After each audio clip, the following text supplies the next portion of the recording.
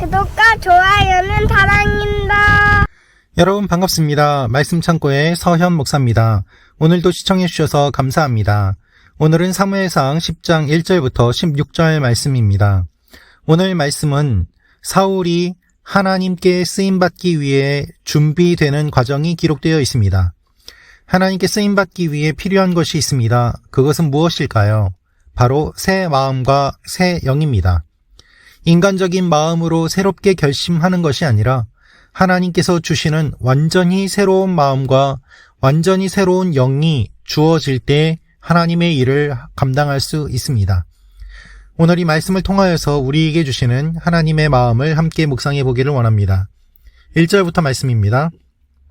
그러고 나서 사무엘은 기름병을 가져다가 사울의 머리에 붓고 입을 맞추며 말했습니다. 여호와께서 당신에게 기름 부어 그 유업을 다스릴 지도자로 삼으셨소. 당신이 오늘 나를 떠나가다가 베냐민 경계에 있는 셀사에 이르면 라헬의 무덤 가까이에서 두 사람을 만나게 될 것이요.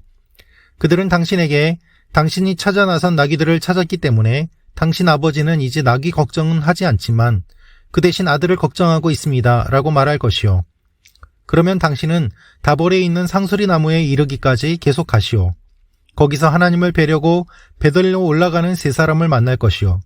한 사람은 염소 새끼 3마리를 끌고 갈 것이고 또 한 사람은 빵 3덩이를 가져가고 또 한 사람은 포도주 1부대를 가져갈 것이요. 그들이 당신에게 인사하고 빵 2덩이를 주면 당신은 그것을 받으시오. 그러고 나서 당신은 하나님의 산에 이를 것이요. 거기에는 블레셋 진영의 문이 있어. 당신이 그 성에 다다르면 산당에서 내려오는 예언자의 무리를 만나게 될 것인데 그들은 비파와 탬버린, 피리와 하프를 연주하며 예언도 할 것이요. 당신에게도 여호와의 영이 능력으로 임하실 것이며 당신도 그들과 함께 예언하게 될 것이요. 그러면 당신은 전혀 다른 새 사람으로 변하게 될 것이요. 이런 일들이 이루어지면 당신은 하나님이 인도하시는 대로 따라 행하시오. 하나님이 당신과 함께 하실 것이요. 당신은 나보다 먼저 길갈로 내려가시오. 내가 당신에게 내려가 번제와 화목제를 드릴 것이니 내가 가서 당신이 무엇을 해야 할지 알려줄 때까지 7일 동안 기다려 주시오. 사울이 사무엘을 떠나려고 돌아서는데 하나님께서 사울에게 새 마음을 주셨습니다. 그리고 이 모든 표적들이 그날 다 이루어졌습니다. 그들이 기브아에 도착하자 예언자 무리가 사울을 맞았습니다. 하나님의 영이 능력으로 사울에게 임하자 사울도 그들과 함께 예언하게 됐습니다. 전에 사울을 알던 사람들은 모두 그가 예언자들과 함께 예언하는 것을 보고 서로 이야기했습니다. 기스의 아들에게 대체 무슨 일이 일어난 거지? 사울도 예언자들 가운데 있지 않는가? 거기 살던 한 사람이 말했습니다. 그들의 아버지가 누구인가? 그리하여 사울도 예언자들 가운데 있지 않은가? 라는 속담이 생겨나게 됐습니다. 사울은 예언을 마치고 산당으로 갔습니다. 그때 사울의 삼촌이 사울과 그 종에게 물었습니다. 어디에 갔다 왔느냐? 사울은 나귀를 찾으러 갔었습니다. 하지만 찾을 수 없어서 사무엘에게로 갔습니다. 라고 대답했습니다. 그러자 사울의 삼촌이 말했습니다. 사무엘이 무슨 말을 했는지 내게 말해보아라. 사울은 그분이 우리에게 나귀들을 찾았다고 확인해 주셨습니다. 라고 대답했습니다. 그러나 사무엘이 자신에게 왕이 될 것이라고 한 말은 삼촌에게 하지 않았습니다. 여러분 오늘 말씀을 보면 어떠한 내용이 기록되어 있습니까? 사무엘이 기름병을 가져다가 사울의 머리에 붓고 기름 붓는 내용이 기록되어 있습니다. 기름 붓는다는 것은 지도자가 된다는 것을 의미합니다. 기름 부음은 그리스도를 의미합니다. 기름 부음 받은 자, 그리스도. 기름 부음을 받았다는 것은 왕이자 제사장이자 선지자가 된다는 의미가 있었습니다. 이 세 가지 직분을 하나에 갖추신 분은 예수 그리스도밖에 없습니다. 예수님 이전에는 왕이, 선지자가, 예언자가 각각 따로따로 기름을 받았을 뿐입니다. 지도자가 되기 위해서 기름 부음 받는 의식을 받게 되었습니다. 그리고 사무엘은 사울에게 이렇게 이야기를 합니다. 베냐민 경계에 있는 셀사에 이르게 되면 사람을 만나게 될 것이다. 이들을 만나면 어떻게 해야 되는지 이야기를 하고 또한 사울이 하나님의 산에 이르게 되며 예언하게 될 것을 이야기하고 있습니다. 6절을 보면 이렇게 기록되어 있습니다. 그러면 당신은 전혀 다른 새 사람으로 변하게 될 것이요. 즉 사무엘의 여러 이야기는 무엇을 이야기합니까? 기름 부음을 받았으면 새 사람이 되어서 하나님의 일을 감당해야 된다는 것입니다. 새로운 마음을 갖고 새로운 영을 받고 새롭게 된 이후에 하나님의 일을 할 수 있음을 이야기하고 있는 것입니다. 그래서 7절은 이렇게 이야기하고 있습니다. 이런 일들이 이루어지면 당신은 하나님이 인도하시는 대로 따라 행하시오. 하나님이 당신과 함께 하실 것이요. 부족한 사울이지만, 열등감에 사로잡혀 있는 사울이지만 하나님께서는 이것을 모두 다 아시고 과거를 끊어내고 새로운 마음과 새로운 영을 받아서 하나님의 일을 해야 됨을, 또한 그렇게 할 수 있도록 하나님께서 인도에 가심을 사무엘은 말하고 있는 것입니다. 그렇게 사무엘이 이야기를 하였을 때 어떠한 일이 일어났습니까? 9절을 보면 이 모든 표적들이 그날 다 이루어졌습니다 라고 기록되어 있습니다. 하나님의 영이 능력으로 사울에게 임하게 되었고 사울도 함께 예언을 하게 됩니다. 사랑하는 말씀 창고 가족 여러분, 하나님의 일을 하기 위해서는 새로운 마음과 새로운 영이 필요합니다. 이것은 인간이 결심하는 것으로 가능하지 않습니다. 나는 이제 지도자가 되었으니까 좀 새롭게 해봐야지. 이런 수준의 차원이 아닙니다. 그것이 아니라 하나님께서 완전하게 새롭게 하셨음을 말씀하고 있는 것입니다. 하나님은 우리에게 이렇게 말씀하십니다. 그런즉 누구든지 그리스도 안에 있으면 새로운 피조물이라. 이전 것은 지났으니 보라 새 것이 되었도다. 하나님의 사람은 거듭난 사람입니다. 예수 그리스도를 믿는다는 것은 옛 사람이 죽고 새 사람이 되었다는 것을 의미합니다. 나의 성품이 죽고 나의 옛 자아가 죽고 죄된 우리의 모든 것이 죽고 하나님의 자녀로 새롭게 거듭나고 태어났다는 것을 뜻합니다. 그래서 기독교 신앙의 핵심은 중생, 즉 거듭남입니다. 여러분, 거듭나셨습니까? 거듭남이 우리의 신앙생활의 출발점임을 우리는 기억해야만 합니다. 슬프게도 지도자들 가운데, 특별히 영적 지도자들 가운데 거듭나지 않았음에도 불구하고 지도자가 된 사람들이 있습니다. 슬프지만, 부끄럽지만, 저도 목사의 한 사람으로서 부끄럽지만, 목사님들 가운데 하나님을 만나지도 못했고, 영적인 경험도 없고, 거듭남의 경험도 없는데, 신학교에 들어가서 목사가 된 분들도 있습니다. 그리고 목회를 합니다. 여러분, 저는 잘 이해가 되지 않습니다. 어떻게 설교를 하면서 본인이 구원의 확신이 없이 설교를 할 수 있을까요? 그렇게 하는 설교가 어떠한 능력이 있을까요? 허공에 치는 공허한 메아리와 같지 않을까요? 먼저 거듭나고 그리고 새로운 삶을 사는 것이 성도의 삶이고 그렇게 성도의 삶을 사는 것으로 부족하여서 하나님께 헌신하는 사람이 목회자가 되고 사역자가 되는 것이 당연하지 않을까요? 하나님께서 사울을 세우시는 과정이 바로 그와 같은 과정입니다.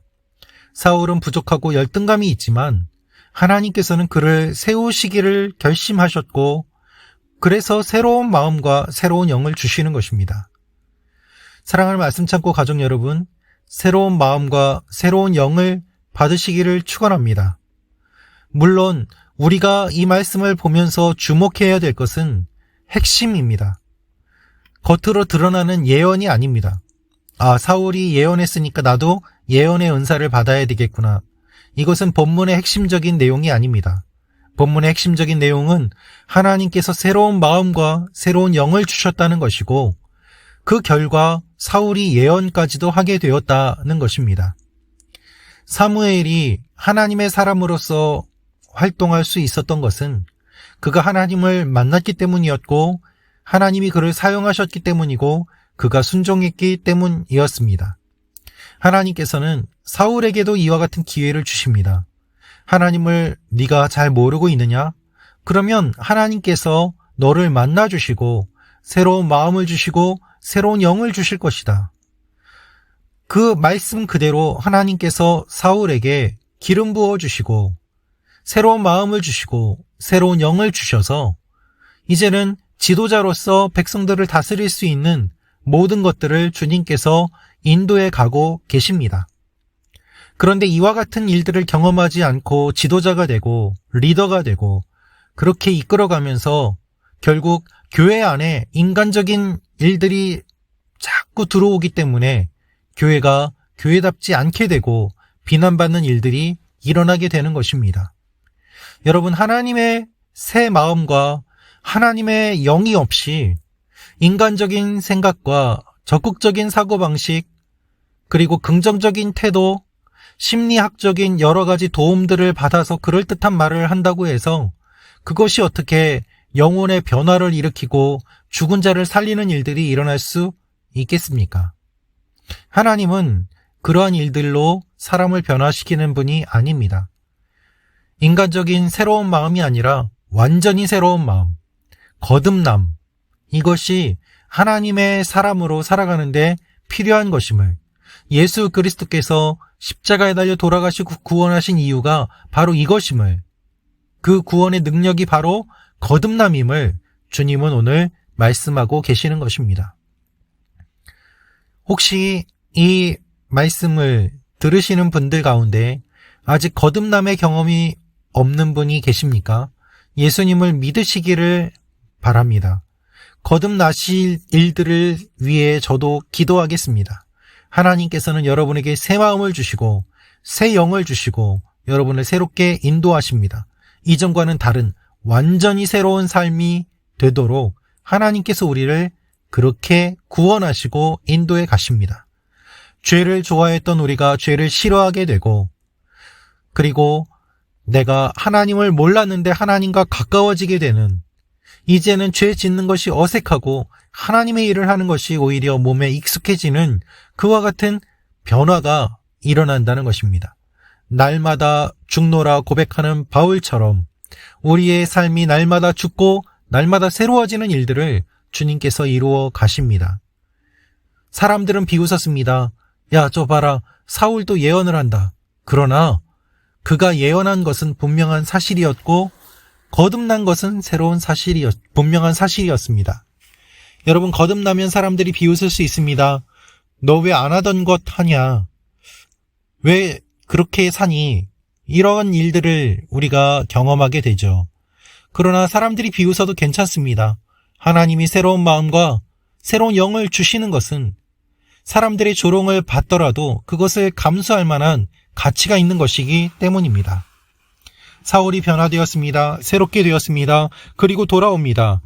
그런데 사울의 삼촌이 물어보죠. 네가 어디 갔다 왔느냐? 이때 사울은 지혜롭게 이야기합니다. 자신이 왕이 될 것에 대해서는 이야기하지 않고 사무엘이 나귀를 찾아준 것에 대해서만 이야기를 하는 것이죠.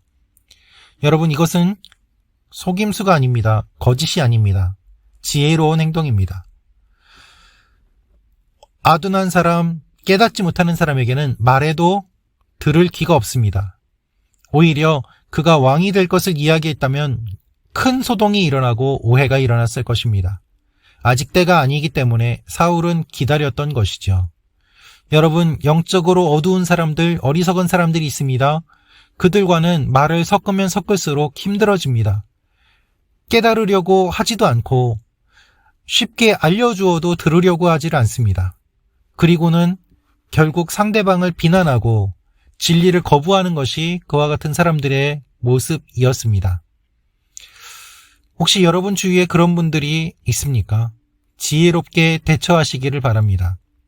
하나님께서 주신 영적인 비밀이 있습니다. 그 비밀을 소중하게 간직하시고 하나님과 비밀을 여러분들 마음에 품으시는 일들이 일어나길 원합니다. 그러면 영적인 힘이 생깁니다. 하나님께서 여러분들 가운데 놀라운 일들을 이루어 가십니다. 그것을 마구 함부로 막 이야기하는 것이 아니라 그것이 이루어지는 것들을 보면서 마음에 품으며 끝까지 기다릴 때 하나님께서 놀랍게 인도하시는 것들을 경험하시게 될 것입니다. 오늘도 그런 일들이 여러분들 가운데 일어나시기를 기도합니다. 기도하겠습니다. 살아계신 아버지 하나님, 우리가 새 마음과 새 영으로 거듭나게 하시고 거듭난 사람으로 살아가게 하시고 그리고 쓰임받게 하여 주옵소서. 예수님의 이름으로 기도합니다. 아멘.